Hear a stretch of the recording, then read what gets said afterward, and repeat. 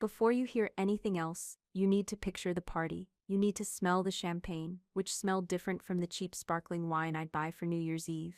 It smelled like money, like tiny, crisp bubbles of arrogance. You need to see the light, not just from the crystal chandeliers in my grandfather's enormous Scottsdale mansion, but the dazzling reflected light bouncing off diamond necklaces and Rolex watches. And you need to hear the laughter. Specifically my brother Julian's laughter. It was a loud braying sound he'd perfected over years of never being told to quiet down. It was the sound of a man who had never once in his life worried about a bill, a grade, or a consequence. My name is Tessa, and for all of my 28 years, I had been the family's resident shadow, the quiet, sensible one, the one who worked her way through Arizona State with a patchwork of scholarships and waitressing jobs. In my family's gilded world, my thrift was a strange, almost pathetic personality trait. My modest two-bedroom condo, my reliable used car, my career as a project manager for a construction firm. These were not seen as achievements. They were evidence. They were the proof that branded me, in quiet whispers at family gatherings, as the poor one.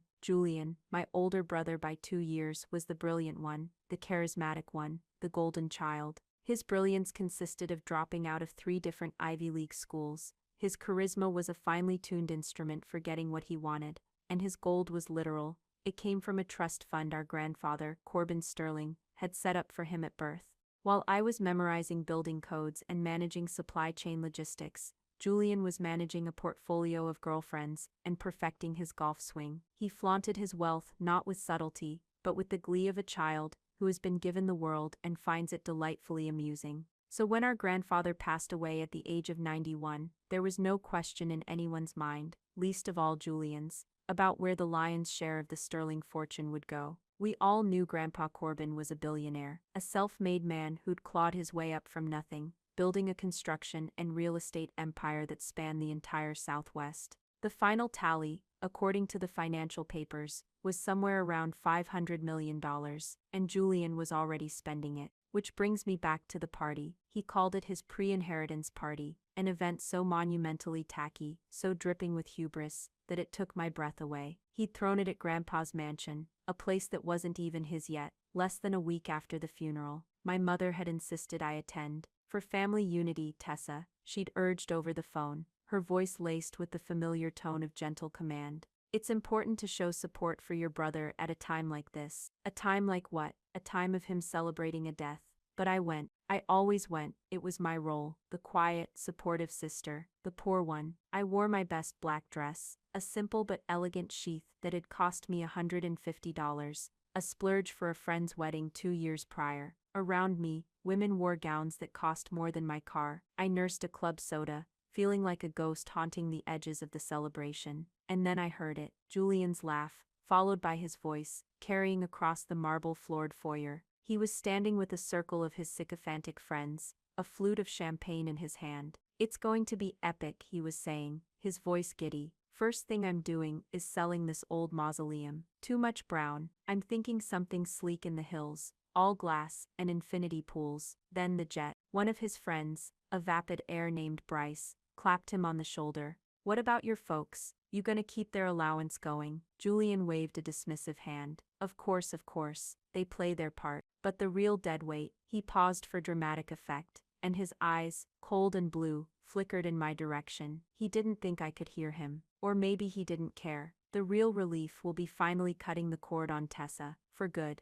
Another friend chuckled. What? You've been supporting her? Practically, Julian lied, and the ease with which he did it sent a chill through me. You know the charity case. Always needing a little something. It's draining. Once the estate is settled, that's it. She's on her own. Time for her to learn about the real world. The real world. The words hung in the air, thick and suffocating. The real world was my world. It was the world of alarm clocks and budgets and the quiet panic when your car makes a funny noise. It was a world he had never visited, not even for a day. The laughter of his friends was like stones being thrown at me. In that moment, something inside me didn't just break, it turned to dust and blew away. All the years of biting my tongue, of forcing a smile, of accepting my role as the lesser child, it all vanished. I was turning to leave, to just walk out of that house and that life forever, when a sudden hush fell over the room. The music softened, heads turned towards the grand entrance. Standing there, silhouetted against the desert twilight, was a man in a severe dark suit, holding a worn leather briefcase. It was Mr. Arthur Clark, my grandfather's lawyer for over 50 years. A slow, predatory smile spread across Julian's face. He raised his glass. "Ah, the man of the hour, Mr. Finch, come to deliver the good news, have you?"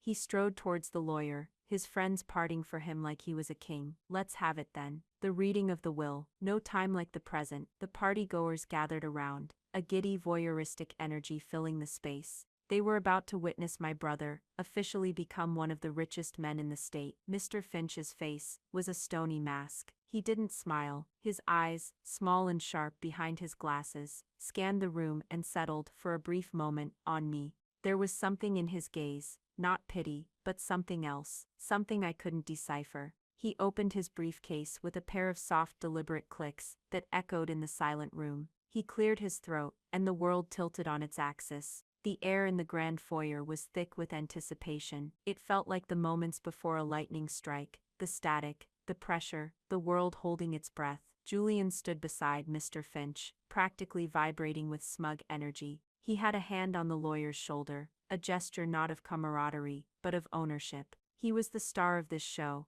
and he wanted everyone to know it. My parents, Robert and Eleanor, stood just behind him, their faces beaming with a vicarious pride that was almost painful to watch. They looked at Julian as if he himself had earned this fortune, as if his very existence was an accomplishment worthy of a 9-figure reward. Mr. Finch, a man who seemed immune to the theatricality of the moment, adjusted his spectacles. He looked out at the sea of expectant faces, and then down at the document in his hands. It was a thick sheaf of paper, bound in a simple blue cover. As the executor of the last will and testament of Corbin Jonathan Sterling, he began, his voice dry and formal. "I am legally bound to read his final wishes in the presence of the designated beneficiaries." His eyes flickered to Julian, then to me, then to my parents, all of whom are present. Julian puffed out his chest. "Let's get to the good part, Alistair. I've got a case of 1982 Petrus that's not going to drink itself." A faint, almost imperceptible tightening appeared at the corner of Mr. Finch's mouth. He ignored Julian's comment and continued reading. "I, Corbin Jonathan Sterling, being of sound mind and body," he read through the standard legal preamble, the words a dull drone that did little to lessen the tension. He detailed a few minor bequests, a generous donation to the local animal shelter, a lifetime pension for his housekeeper, Maria, a collection of antique maps to a university archive.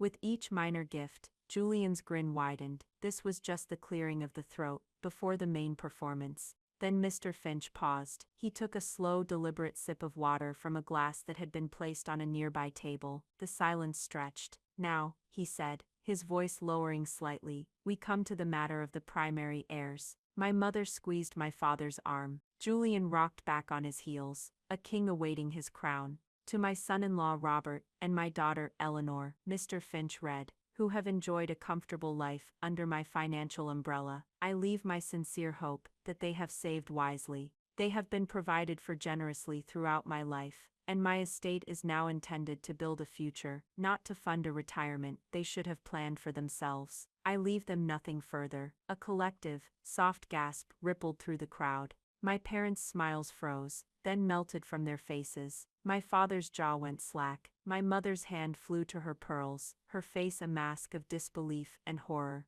They looked at Julian, their eyes wide with panic, as if to say, "This is a mistake, right? You'll take care of us, won't you?" Julian's own smile faltered for a second, a flicker of irritation crossing his features. He clearly hadn't expected that, but it was a minor blip. The main prize was still his. He shot his parents a look that was meant to be reassuring, but came across as dismissive. Mr. Finch cleared his throat again, a sound like gravel grinding.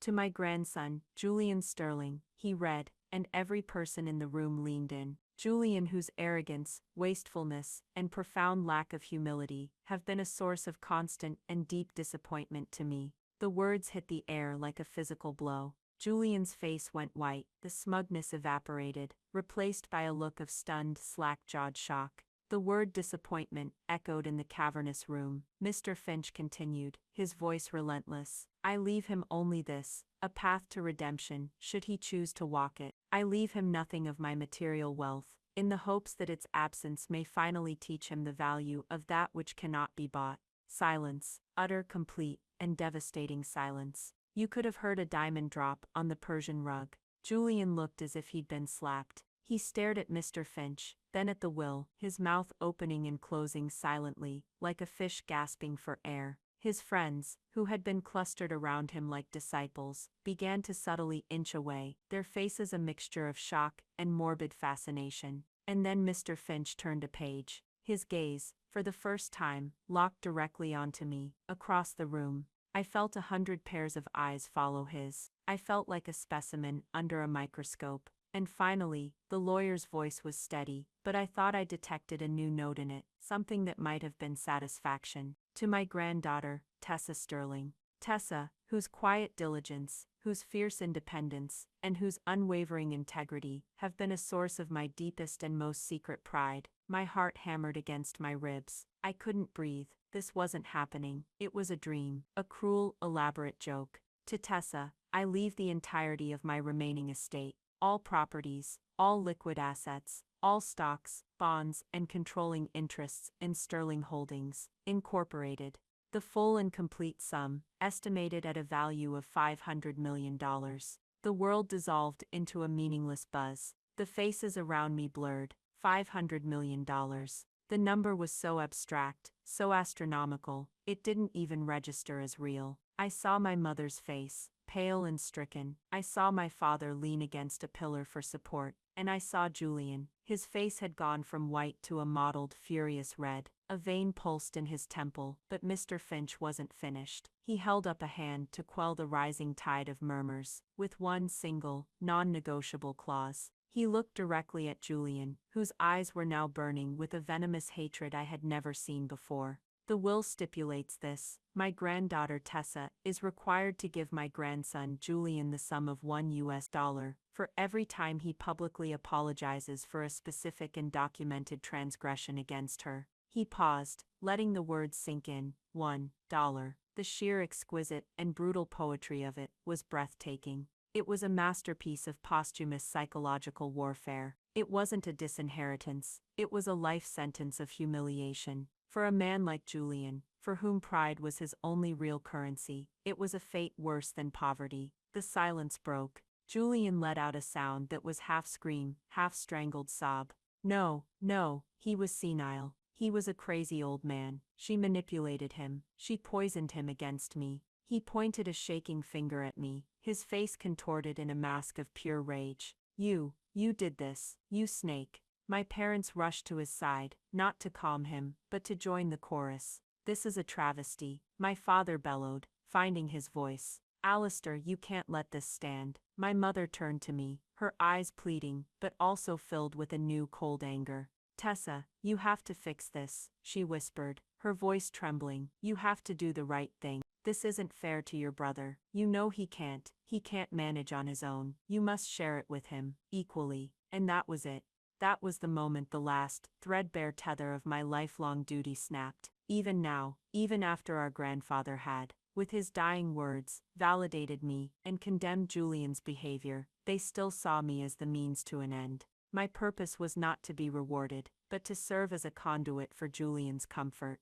My grandfather's pride in me was irrelevant. The injustice done to me, for decades, was an inconvenient footnote. All that mattered was that the golden child was suffering, and it was my job to make it stop. A strange calm washed over me. The buzzing in my ears faded, replaced by a crystalline clarity. For the first time, I looked at my family, my weeping, furious brother, my panicked, grasping parents, and I didn't feel hurt or sadness. I felt nothing. A vast, empty and liberating nothing. It wasn't about revenge. Not yet. At that moment, it was about survival. It was about drawing a line in the sand of my own life. I looked at my mother's desperate face. No, I said. The word was quiet, but it seemed to shake the very foundations of the room. No, I don't think I do. Before anyone could react, I turned and walked out of the mansion, leaving the shambles of my old life behind me.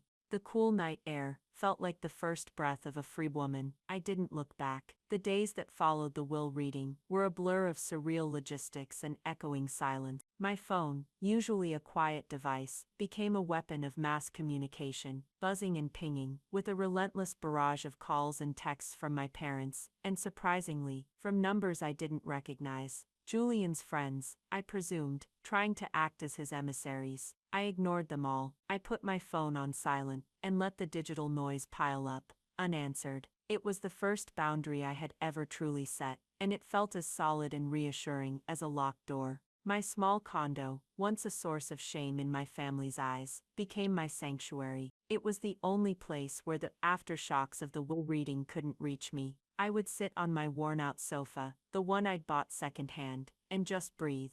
But in the quiet moments, the past would rush in, not as a gentle stream of memories, but as a flood of justification. My mind, unbidden, began to play a highlight reel of indignities, a catalogue of all the times I had been made to feel small. It was as if my brain needed to prove to myself that Grandpa Corbin's decision hadn't come from nowhere. It was built on a foundation of 1,000 tiny paper-cut injustices. I remembered being 8 years old.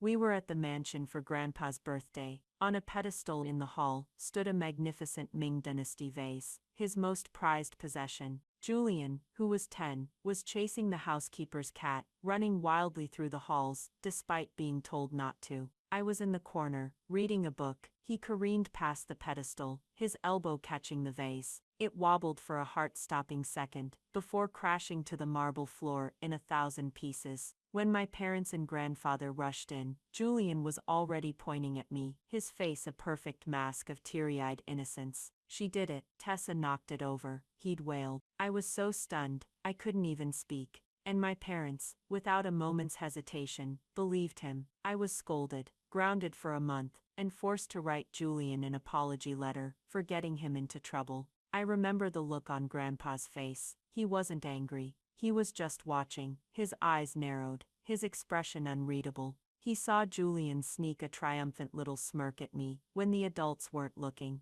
Grandpa saw it all. Then my mind jumped to my 16th birthday. It was a milestone, a day I had been looking forward to. I'd been saving up for months, from my part-time job at a bookstore, hoping to buy a very old, very beat-up Volkswagen Beetle I'd seen for sale. My parents presented me with my gift at breakfast. It was a city bus pass and a book on financial responsibility for young adults. "It's important you learn the value of hard work, Tessa," my father had said, patting my shoulder with paternal pride. 2 months later, on Julian's 18th birthday, a brand new, cherry red convertible sports car was parked in the driveway, a giant bow on its hood. There was no lecture on responsibility for him, only cheers and back pats and the keys to a life of effortless mobility. The contrast was so stark, so shameless, it felt like a deliberate lesson in my own worthlessness. The college years were the worst. I was at ASU, sharing a cramped dorm room, then a rundown apartment with 3 other girls. I worked as a waitress, a library assistant, and a tutor. My diet consisted primarily of instant noodles and dining hall leftovers. I'd sneak out in my backpack. I was perpetually exhausted, fueled by caffeine and the sheer terror of my student loans. Meanwhile, Julian was cycling through prestigious private universities on the East Coast like a tourist. He'd enroll, attend a few weeks of classes, get bored, and drop out, only for my parents to arrange for his admission to another, equally expensive institution. His tuition, his luxury off-campus apartments, his European study trips, all funded by Grandpa's trust. I'd get calls from my mother, her voice syrupy with concern. "Julian's having a bit of a tough month, honey. His living expenses are just so high in Boston. Could you possibly loan him a few $100s, just until his monthly allowance comes through? You're so good with money." After all, the first time I did it, I sent him $300 from my meager savings, money I had earmarked for textbooks. He never paid me back. He never even said thank you. The second time they asked, I said no. The frost in my mother's voice could have frozen the desert sun. I was being selfish. I didn't understand the pressures he was under. I didn't understand family. I think the real turning point for my grandfather The moment that solidified his decision happened about a year before he passed. He'd called me out of the blue and asked if he could visit me at my condo. It was a surprise. He rarely left the mansion. I panicked, looking around at my humble surroundings, the mismatched furniture, the stack of library books on the floor, the peeling paint on the window frame. I spent an hour frantically cleaning. When he arrived, chauffeured by his driver, he seemed so large and out of place in my small living room. He didn't sit on the sagging sofa, he just stood in the center of the room, slowly turning, observing everything. He looked at the framed photos on my wall, me and my college friends, me at my graduation, me holding a plaque for an Employee of the Month award at work. He looked at my bookshelf, running a finger along the spines of novels and engineering textbooks. He looked at the small herb garden I kept on my balcony. He didn't say anything about the condo being small or plain. He just asked, "Are you happy here, Tessa?" "I am, Grandpa," I said, and I was surprised to find that it was the truth. "It's mine. I worked for it." He just nodded slowly, a deep, thoughtful expression on his face. "Work is honest," he'd said, more to himself than to me. "It has a weight to it, a reality." He left after only 15 minutes, but that visit stayed with me. It was the first time a member of my family had entered my world and not judged it, but simply seen it. The memory of that quiet afternoon gave me strength. It was the anchor in the storm of my family's manufactured crisis. A week after the will reading, I finally agreed to meet with Mr. Finch, not at his stuffy downtown law office, but at a quiet coffee shop miles away from my family's sphere of influence.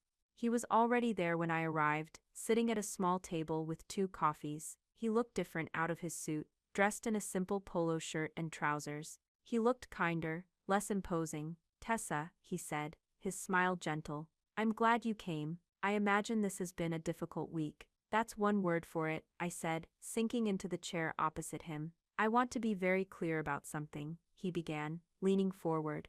"Your grandfather was of perfectly sound mind. We had him undergo 3 separate psychiatric evaluations in the 6 months prior to his signing this will. He had notarized video statements recorded. He knew Julian would contest it. He built a fortress around this document. It is unassailable." "Why did he do it, Mr. Finch?" I asked, the question I'd been turning over and over in my mind. "Why in such a theatrical way? Why the $1 clause?" Arthur Clarke took a long sip of his coffee. "Because your grandfather, for all his business acumen, was a teacher at heart. He believed in lessons, and he believed that Julian's soul was in peril. He saw the man your brother was becoming, a hollow shell of entitlement, completely devoid of empathy or character. He felt he had failed him by providing him with too much too easily, so this was a punishment." "No," Mr. Finch corrected gently. "It was an opportunity, a brutally difficult one, but an opportunity nonetheless. He wanted to give Julian a path back to humanity. He reasoned that if Julian could be forced to confront every single one of his selfish acts, to name them, to apologize for them, well, maybe, just maybe, he would learn something.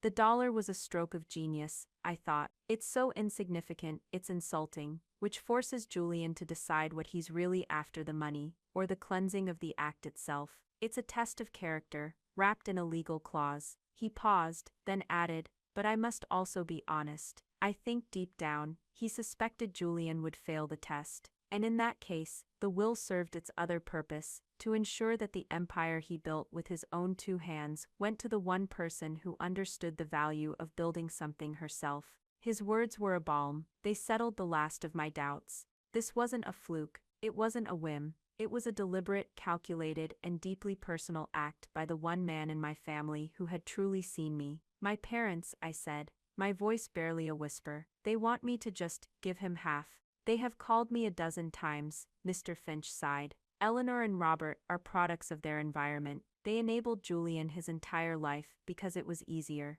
They see your grandfather's will not as a moral statement, but as a logistical problem to be solved. A problem they expect you to solve for their comfort." That was it, the perfect encapsulation of my entire life. I was the family's logistical problem solver. "So what happens now?" I asked. Mr. Finch's eyes twinkled for the first time. "Now the ball is in Julian's court. But you and I, Tessa, we have some planning to do. Your grandfather left more than just money and a will. He left instructions, and he left evidence. The shift from being a passive recipient of fate to an active participant in my own life began in that coffee shop. Mr. Finch wasn't just a lawyer, he was revealing himself to be a co-conspirator, a keeper of secrets, the executor of a grand posthumous strategy. He slid a slim, leather-bound journal across the table. It was my grandfather's handwriting on the cover, a record of transgressions. Your grandfather was a meticulous man, Mr. Finch explained, his voice low. For the last 15 years, every time he witnessed or was told of an instance of Julian's egregious behavior, especially towards you, he documented it. Dates, times, witnesses, financial records of money he was forced to spend to clean up a mess. It's all in there. I opened the journal. The first entry was dated 15 years ago. July 12. Julian, age 17, took my vintage Jaguar, without permission, crashed it, lied to the police, claiming it was stolen, cost to repair $28,000, cost to my patients, incalculable. He blamed the incident on the stress Tessa was causing him by getting better grades. I felt a dizzying sense of vertigo. He knew all of it. I flipped through the pages. There was the time Julian had borrowed and then lost $1,000 my parents had given me for a college security deposit. There was the time he'd charged a $5,000 spring break trip to my father's credit card and let my parents believe it was me. There were dozens of entries, each one a small sharp cut from my past, now laid bare in my grandfather's precise, elegant script. There were over 200 entries in total. This, I breathed, looking up at Mr. Finch, is the documented transgressions part of the clause. Precisely, he confirmed. Corbin wanted to ensure there could be no debate about what Julian needed to apologize for. No vague, "I'm sorry for being a bad brother." Each apology must be for a specific, verifiable event on this list. The sheer diabolical brilliance of it left me speechless. My grandfather hadn't just left me a fortune, he had left me an arsenal. He had left me a roadmap for Julian's humiliation, or as Mr. Finch preferred to frame it, his redemption. It was a choice Julian would have to make. So how does this work, legally? I asked, my mind starting to spin with the possibilities. My project manager brain, the part of me that loved logistics and flowcharts, began to kick in. What defines a public apology? Who verifies it? How do we execute this? A slow smile spread across Arthur Clarke's face. This is the part your grandfather was most excited about. He saw it as his final great project. We are going to set up a small, independent trust. Let's call it the $1 Redemption Trust. I will act as the trustee. You, as the beneficiary of the main estate, will be the sole director. The trust's only purpose will be to manage this process. For the next hour, we weren't a grieving granddaughter and a family lawyer. We were strategists. We were architects of a bizarre and intricate system. We defined public apology with the precision of a legal contract. It had to be a statement made on a platform with a minimum verifiable reach of 1,000 people.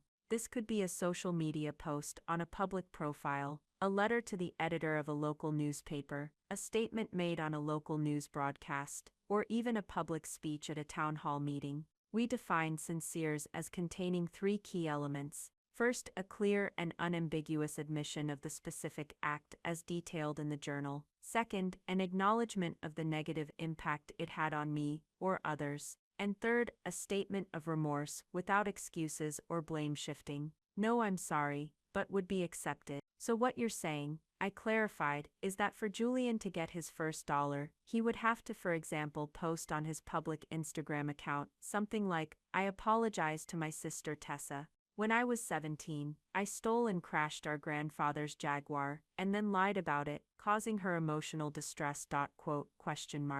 That is the general idea. Yes, Mr. Finch said, looking immensely pleased. He would submit the proof of the post to the trust. I would verify its authenticity and compliance with our criteria, and if it meets the standard, you would then be legally obligated to authorize a wire transfer of $1 to his account. We were creating a machine, a perfectly calibrated, soul-crushing bureaucracy of contrition. It wasn't about revenge, I told myself, trying to believe it. It was about accountability. It was about enforcing the terms of the will. It was about honoring my grandfather's final, eccentric wish. But a small cold part of me, a part that had been dormant for years, thrilled at the thought of Julian having to perform these acts of self-abasement. It wasn't about revenge, until just maybe, it was. During our conversation, Mr. Finch's demeanor softened further. He shared a piece of himself that cemented our alliance. "You know, Tessa," he said, stirring his now cold coffee, "I had a son.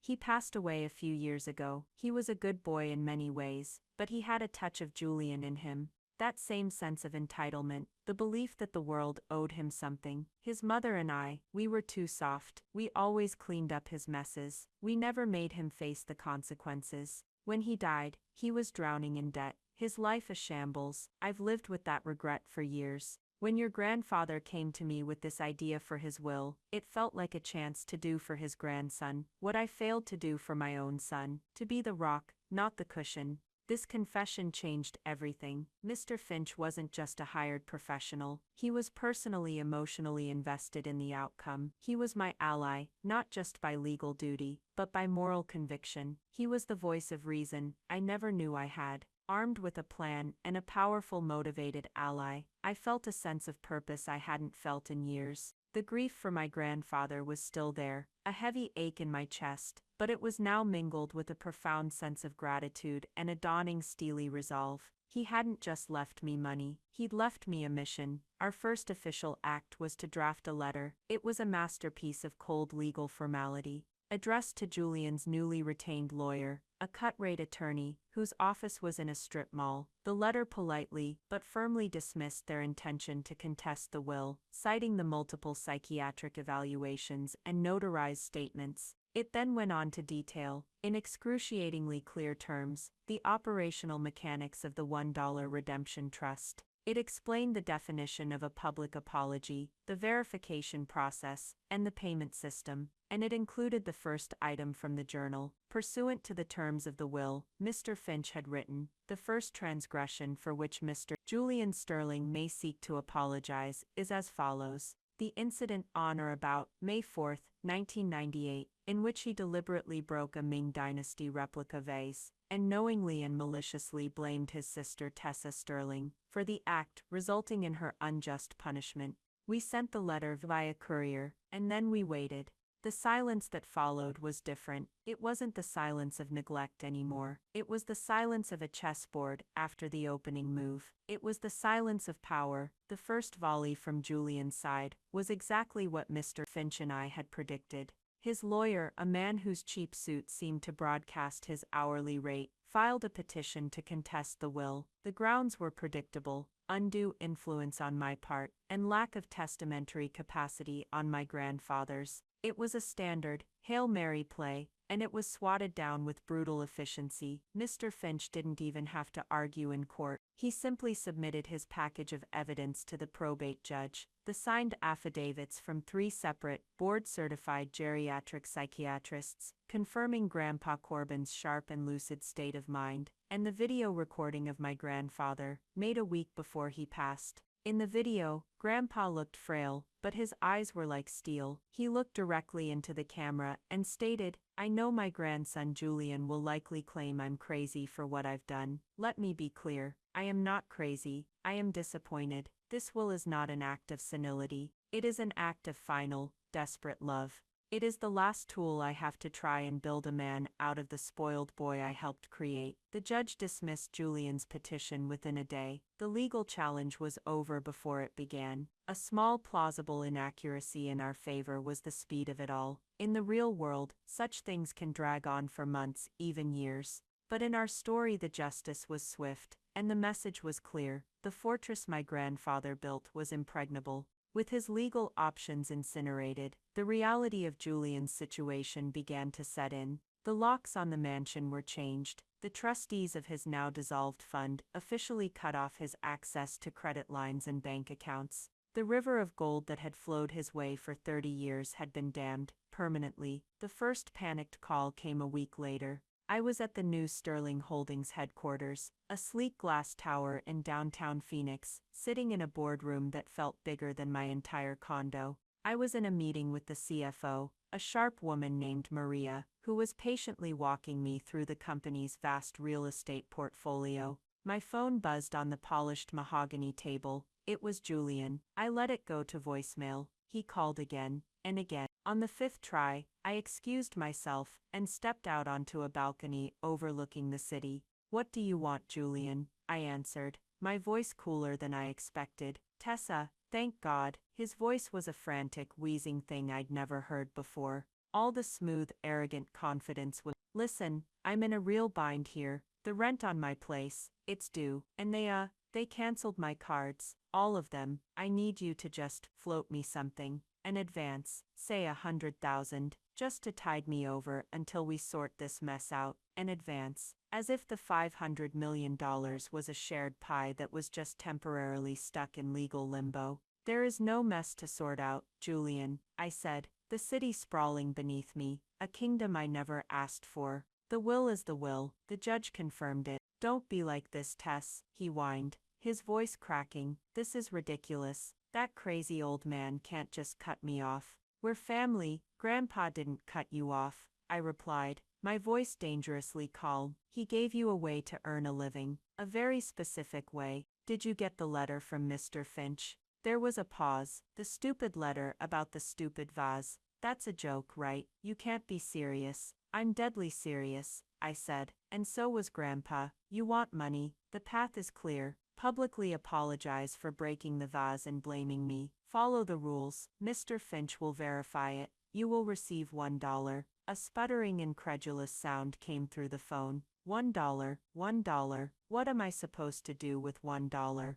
"That," I said, before hanging up, "is entirely your problem." While Julian was spiraling, I was learning. I spent 12 hours a day at the office, absorbing 3 decades of my grandfather's business dealings. I discovered he wasn't just a rich man, he was a brilliant one. The company was lean, efficient, and ethically run. He had a reputation for being tough but fair, a man whose handshake was his bond. He'd built not just buildings, but communities. He'd also established a significant charitable foundation that focused on providing vocational training scholarships for underprivileged youth, a quiet, unpublicized testament to his belief in the power of work. I felt a growing sense of responsibility, not just to the money, but to his legacy. This wasn't a prize to be squandered on jets and parties. It was a tool, a force for good, and I was its new custodian. The thought was terrifying and exhilarating in equal measure. About a week after our phone call, Julian made his first move. He must have been getting truly desperate. A notification popped up on my phone from a friend.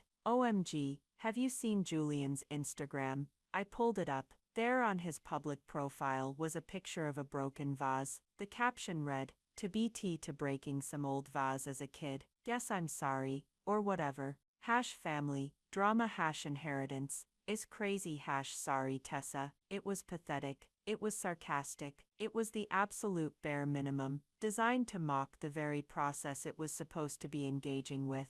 I screenshotted it and emailed it to Mr. Finch with a single line, "Your review is requested." His reply came an hour later. "Submission rejected. Fails to meet sincerity criteria on all 3 counts. No clear admission of the lie, no acknowledgement of harm, and the tone is overtly contemptuous. Please inform the applicant his appeal is denied." We sent another formal letter to Julian's lawyer, informing him that the apology was insufficient, and that no payment would be forthcoming. The letter restated the criteria for a successful submission in bold type. The panic on Julian's end escalated. He started selling his possessions, his designer watches, his sound system, his art collection, all sold off for a fraction of their value to pay for his immediate expenses. He was forced to move out of his luxury high-rise and into a generic, depressing extended-stay hotel. His glamorous friends, who had orbited him like moons, vanished now that his gravitational pull was gone. He was experiencing, for the first time in his life, the real world, a world without a safety net. And he was discovering that he had no idea how to navigate it. He had no skills, no work history, no savings. His entire identity had been built on a foundation of money he hadn't earned, and now that the foundation was gone, the whole structure was collapsing in on itself. This was my silent takeover. It wasn't about seizing his assets, It was about holding my ground and letting the natural consequences of his own life play out. The power wasn't in what I was doing, but in what I was not doing. I was not saving him. And for the first time, nobody was. The phone calls from my parents became a daily ritual of desperation. They had, as Mr. Finch predicted, found their comfortable lifestyle evaporating. The country club membership, the leased luxury cars, the casual five-figure shopping sprees, all of it had been quietly subsidized by Grandpa Corbin, funneled through accounts that were now frozen or under my control. Their panic was a tangible thing, a frantic energy that crackled through the phone line. One evening, my doorbell rang. I wasn't expecting anyone. Through the peephole, I saw them. My mother and father standing on my doorstep, looking small and lost. It was the first time they had ever come to my condo without being explicitly invited for a holiday or birthday. The power dynamic of our entire relationship had been visualized in that one moment. They were on the outside, waiting for me to grant them entry. I opened the door. My mother, Eleanor, tried to force a smile, but it was a brittle, cracking thing. "Tessa, honey, we were in the neighborhood." "No, you weren't," I said, not unkindly. I stepped aside. "You should come in." They walked into my living room, the same room my grandfather had stood in a year before. But where he had seen honesty and work, they saw only a catastrophic downgrade from what they were used to. My father, Robert, paced back and forth, running a hand through his thinning hair. My mother perched on the edge of the sofa as if it might be contagious. "Tessa, we need to talk," my father began, skipping any pretense of pleasantry. "This situation with Julian, it's gone too far. It's tearing this family apart." "Is it?" I asked, leaning against the kitchen counter. "Or is it just tearing apart the family's finances?" My mother flinched. "That's a cruel thing to say. We are worried about your brother's well-being. He's not doing well. He's lost everything. And you're sitting on all this wealth. It's unseemly." "Grandpa's will was very specific," I said, my voice even. "He left Julian a path. It's not my fault he refuses to walk it." "A path?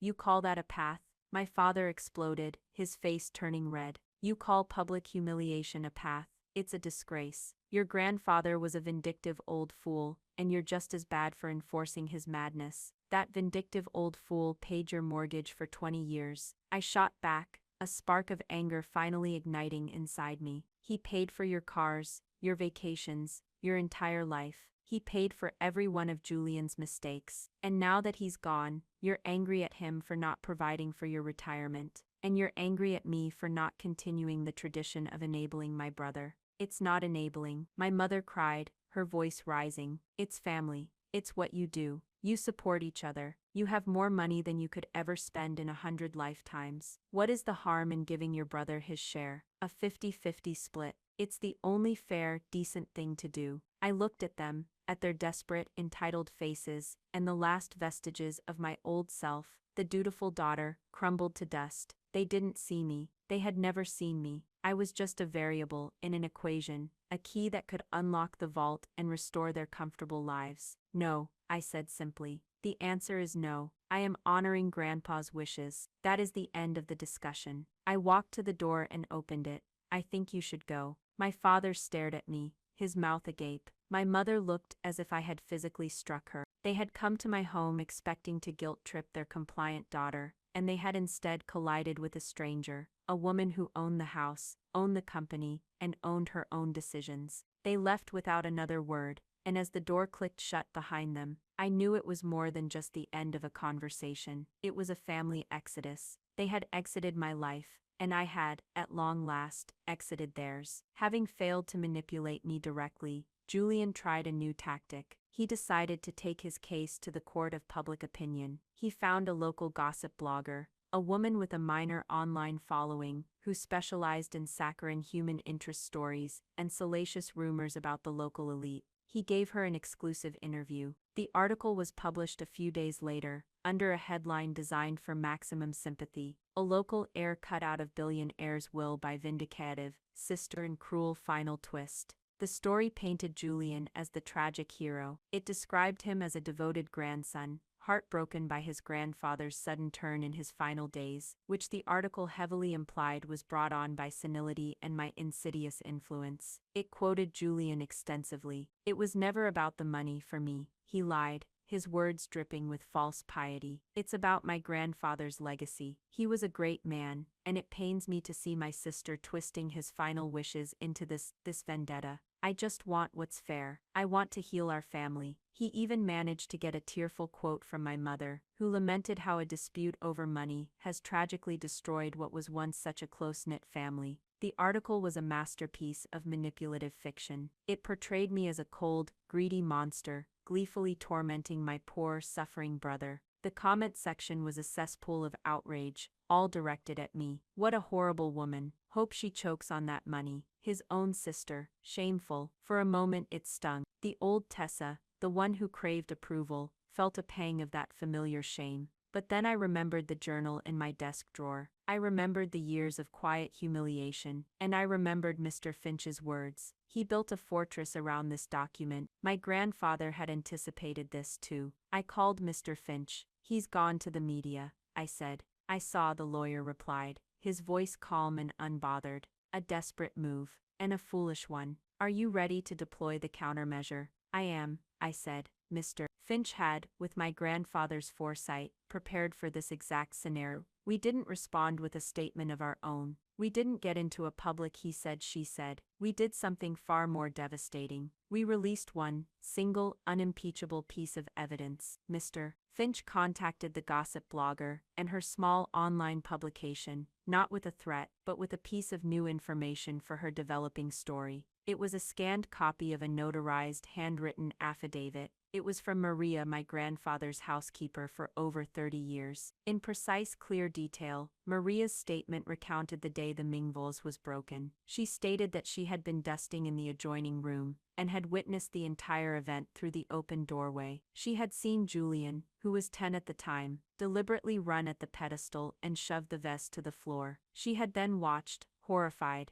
as he'd run to a corner, rubbed his eyes until they were red, and began practicing his crying before the adults entered the room. She hadn't spoken up at the time, terrified of losing her job, but before my grandfather passed, he had asked her to write down what she saw and have it notarized, telling her that the truth has a way of becoming important later on. We provided the document to the blogger without comment, faced with a legally sworn statement that directly contradicted her entire story and exposed her star victim as a malicious liar. She had no choice. She was forced to print a full retraction, complete with an image of the affidavit. The public backfire was spectacular. The narrative didn't just crumble, it inverted. Julian was no longer the tragic victim. He was a liar, a manipulator who had been caught red-handed. The comment sections, once filled with sympathy for him, now turned on him with a vengeance. He was ridiculed, mocked, and condemned. He had tried to use public opinion as a weapon, and it had blown up in his face, leaving him utterly humiliated.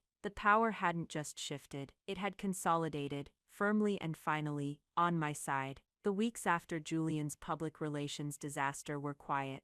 The calls from my parents stopped. The chatter online died down. It was as if a storm had passed, leaving behind a strange and unnerving calm. Julian had vanished. He didn't answer his phone. He had checked out of the extended stay hotel. For a brief flickering moment, I felt a pang of something that might have been worry, but it was quickly extinguished by the memory of his face, laughing with his friends as he talked about cutting me off for good. Then, one rainy Tuesday afternoon, I received an email. It was from a generic, anonymous-looking address. The subject line just said, "Apology." Attached was a video file. I clicked on it, my heart starting to beat a little faster. The video was shaky, clearly filmed on a cell phone propped up on something. The location was a bleak, anonymous public park. Rain slicked the pavement behind the solitary figure on screen. It was Julian. He looked terrible. He was thin, pale, and unshaven. The expensive tailored clothes were gone, replaced by a cheap hooded sweatshirt. His eyes were red-rimmed and hollow. He looked utterly defeated. He took a deep, shuddering breath and looked into the camera. "My name is Julian Sterling," he began, his voice hoarse, stripped of all its former bravado. "This is a public apology to my sister, Tessa." He swallowed hard, his Adam's apple bobbing. "When we were kids," he said, forcing the words out, "there was a vase. A Mingvols my grandfather loved. I broke it. I broke it on purpose, because I was angry that Grandpa was paying more attention to Tessa that day than to me. And then I lied. I said she did it. I let her take the blame. I knew it was wrong, and I did it anyway. It was a cruel and selfish thing to do. It hurt her, and it damaged our grandfather's trust in her, for no reason other than my own jealousy. I am sorry for it, he finished, and just stared into the camera for a long moment, his expression unreadable. Then the video ended. I watched it 3 times. It was raw, it was humiliating, and for the first time it felt real. It met all the criteria: the admission, the acknowledgement of harm, the statement of remorse. I forwarded the video to Mr. Finch. His response was prompt: submission approved. Please authorize payment. I opened my banking app. I found the account number for the trust. I initiated a transfer to the account Julian had provided. Amount $1. I hit send. Somewhere out there, a notification pinged on my brother's phone, informing him that he was now $1 richer. The sheer crushing absurdity of it was overwhelming. 2 days later, he sent another email. Will you meet me? I agreed. I chose the location, a bench in that same dreary park from his video. It felt appropriate. A neutral ground, stripped of all the trappings of wealth and power that had defined our lives. When I arrived, he was already there, huddled on the bench, staring at the ducks in a murky pond. He looked even worse in person. The digital screen had hidden the true depth of his exhaustion. He didn't look up as I approached and sat on the other end of the bench. We sat in silence for a full minute.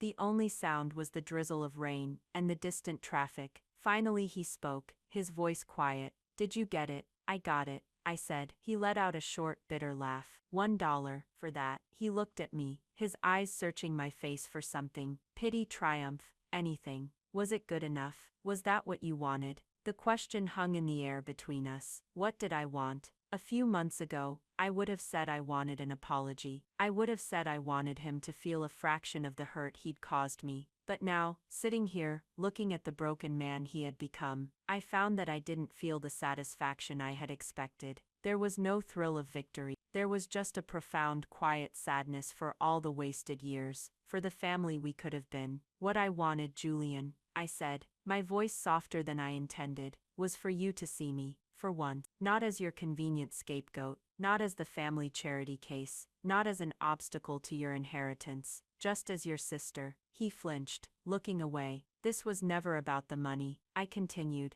the truth of it finally clear in my own mind. Not for me, and not for Grandpa. He didn't want to destroy you. He wanted to give you a chance to build something real, something of your own. He gave you a list of every brick you used to wall yourself off from the world, from empathy, from us, and he gave you the chance to take that wall down, one brick, one apology at a time. I pulled out my phone and looked at the notification from my bank. You have $1 now. There are 217 more transgressions in Grandpa's journal. You can earn 217 more dollars. It's a long, hard road, but it's a road. It's your choice whether you want to walk it. He stared at his hands, turning them over and over. He looked up at me, and for the first time in his life, I saw genuine, unadulterated despair in his eyes. The reality of his sentence, of the monumental task of atonement my grandfather had laid out for him, seemed to finally land with its full crushing weight. He wasn't just broke, he was bankrupt in every way a person could be. That was my vindication, not in his suffering, but in my own release from it.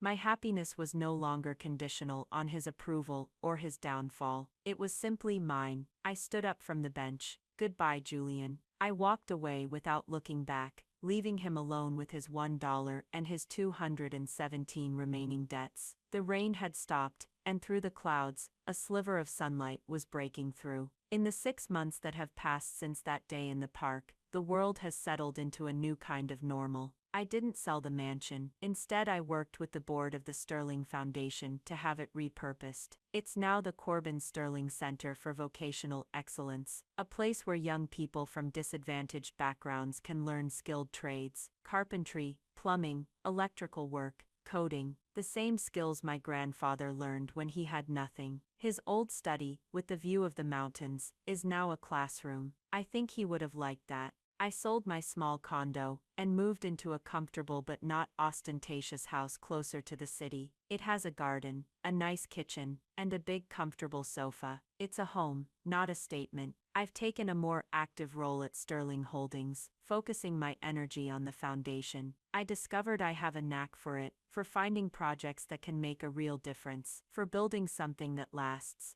The work is meaningful. I am, for the first time in my life, profoundly happy. My parents tried to contact me a few more times. Their messages were a sad mixture of feeble apologies and not so subtle requests for financial help. I sent them one final polite email, explaining that I had set up a modest monthly allowance for them, enough to live comfortably, but not extravagantly. It was more than they deserved, but it was what my conscience could live with.